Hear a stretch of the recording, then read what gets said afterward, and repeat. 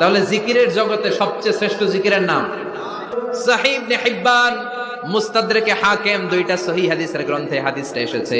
সাইয়েদনা আবু সাঈদ আল খুদরি হাদিসের বর্ণনাকারী বিশ্বনবী বললেন, মুসা আলাইহিস সালাম আল্লাহর ডেকে বললেন, আল্লাহ আল্লিমনি কালিমাতান আদউ বিহা, ও আল্লাহ এমন একটা স্পেশাল জিকির আপনি আমারে শিক্ষা দেন, এই জিকির দিয়ে আমি আপনারে ডাকবো, এই জিকিরটা জানবে শুধু আমি আর জানবেন আপনি, দুনিয়ার কেউ জানবে না। এমন একটা জিকির শিখান যে জিকিরটা কেউ জানে না, জানবে শুধু আমি আর জানবেন আপনি।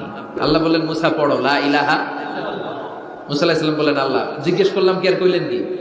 লা ইলাহা ইল্লাল্লাহ এটা তো জাতীয় জিকির, কথা কন, এটা তো ইন্টারন্যাশনাল জিকির, এটা তো সবাই পারে। আমি তো চাইছি এমন একটা এক্সক্লুসিভ যেটা আপনি আর আমি ছাড়া কেউ জানে না, শুধু জানবেন আপনি আর আমি। আল্লাহ বললেন, মুসা এর চাইতে শ্রেষ্ঠ জিকির আমার কাছে নাই।